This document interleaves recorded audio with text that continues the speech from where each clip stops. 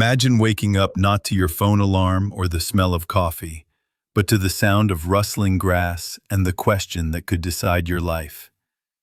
Is that food, or is it something that wants to eat me? 4.5 million years ago, that was reality. Survival wasn't about thriving. It wasn't even about comfort. It was about opening your eyes and realizing you hadn't been dragged away in the night. That's the world we're stepping into tonight. A world where every day was a roll of the dice, every sunrise a victory, and every step a calculated risk. By the end of this journey, you'll not only see how our ancestors survived, you'll feel the tension, the hunger, and the triumphs that kept humanity alive against all odds. Morning routine. Waking up alive. For early humans, waking up was the first challenge of the day. You didn't stretch, yawn, and casually scroll through messages. You opened your eyes and scanned the world for predators. Did the forest sound too quiet? That silence could mean danger. Did you hear birds? That might be breakfast. Did you hear heavy steps? That meant you should already be climbing. Sleeping arrangements were just as uncertain. If you were lucky, you'd wedged yourself into the crook of a tree, hoping big cats preferred meals without splinters. If not, you were on the open ground, lying on leaves and dirt, surrounded by your group for warmth. Privacy? Forget it. You woke up with your cousin's elbow in your ribs, a beetle crawling on your arm, and the smell of last night's berries in the air. The first thought wasn't comfort. It was gratitude. You were alive, and in a world that wanted you gone. That was already a win. Breakfast and water, survival on a plate. Food was never guaranteed. Sometimes you found a fig tree loaded with fruit. Other days you ate berries you weren't sure were safe, watching carefully to see if your lips tingled or your vision blurred. Eggs, if you could steal them, were delicious, but they came with angry parent birds ready to claw your face. And lizards, if you caught one, were eaten raw. No fire, no recipes, no seasoning, just survival. Protein wasn't easy, but plants had their risks too. One wrong choice, and you could spend the afternoon doubled over or worse, never get back up. Water was no safer. Streams shimmered invitingly, but they hid crocodiles and parasites. The rule was simple. Drink now and maybe regret it later, or don't drink and definitely regret it sooner. Every meal was an experiment, every sip a gamble. And yet, by swallowing even a handful of roots or a gulp of muddy water, you gave yourself one more chance at another sunrise. Shelter and fire, fragile homes and sacred flames. Shelter was never about comfort. Sometimes you found a shallow cave, but usually it already belonged to something with sharper teeth. Other times it was just a tree hollow, or a tent-shaped pile of leaves and branches. These shelters weren't sturdy, and they weren't private, but they gave you a slim barrier between yourself and the storm. Then came fire. Fire was the game changer.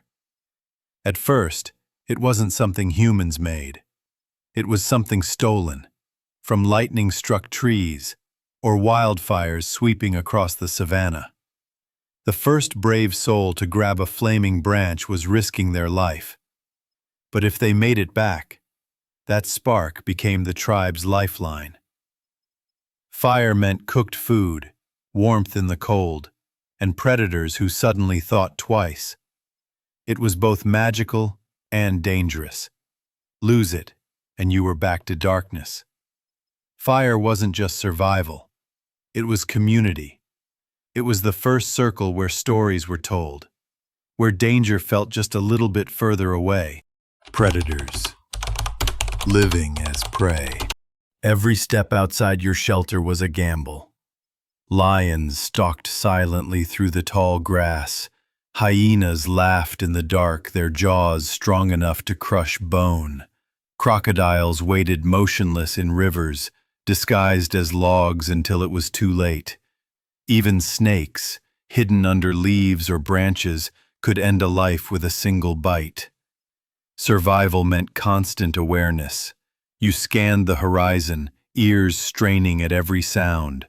A rustle could be the wind, or it could be something eyeing you for lunch. That's why living in groups mattered. Alone, you were easy prey. Together, you were harder to surprise, and at least one of you might escape. Sometimes defense meant screaming, throwing rocks or waving sticks. Sometimes it meant sacrificing the unlucky one who fell behind. Harsh, yes, but in a world like that, morality often took a back seat to survival. Communication. Before words. Before language evolved, humans relied on gestures, grunts, and expressions. A finger point could mean food, danger, or hide over there. A grunt could mean, "That's tasty," or "That's mine." Eyebrows did half the explaining. And when things got really bad, everyone screamed. A scream meant run first, figure it out later. It wasn't perfect, but it worked. Gestures coordinated hunts, grunts shared discoveries, and glances started relationships. Even without complex words, early humans found ways to warn, teach, and laugh. In its own rough way, that was the foundation of society. Hunting, gathering, and parenting. Hunting was chaos. You didn't have spears with sharp metal tips or bows with arrows. You had rocks, sticks, and bones. Throwing a rock was more like asking the animal politely to run faster. The strategy? Chase prey until it got tired, or until you did. More often, you came back with empty hands, bruises, and excuses. Gathering was safer but not foolproof. You dug for roots, picked berries, or risked bee stings for honey. It was repetitive, but when hunters failed, gatherers saved the day. They were the quiet heroes of survival. And then there was parenting. Babies were loud, fragile, and risky. They drew predators with their cries, and they had to be carried everywhere. But from the start, they were trained in survival. What to eat, what to avoid, how to throw rocks. Childhood was short. By the time you could walk steadily, you had chores. Carrying sticks, scaring birds, gathering food. Every child was both a risk and an investment in the group's future. Conflict and migration. Disagreements happened often. Someone stole food, took your favorite sitting spot, or just annoyed you. Conflict resolution was simple. A shove, a rock, or walking away. Elders sometimes stepped in, not because they were wise philosophers, but because fights slowed the group down, and slowing down was dangerous. When food ran out or predators got too close, migration became the only answer. You packed everything you owned, basically a stick, some hides, and your kids, and you walked. Sometimes for days, sometimes for weeks. You didn't know where you were going. You just knew you couldn't stay. Migration wasn't adventure. It was survival in motion. Conclusion. The takeaway. For our ancestors, survival wasn't an occasional emergency. It was the daily job, the endless challenge.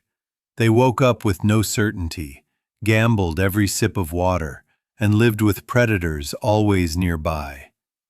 And yet, they made it. They adapted. They endured. The greatest lesson we can take from them is this: survival isn't just about brute strength. It's about adaptability, creativity, and community. Alone, you're prey. Together, you're a species that outlived lions, storms, and hunger. So the next time you complain about a bad Wi-Fi connection or a late lunch, remember, your ancestors survived with nothing but grit, fire, and the will to see another sunrise. And because they did, you're here now, listening to their story.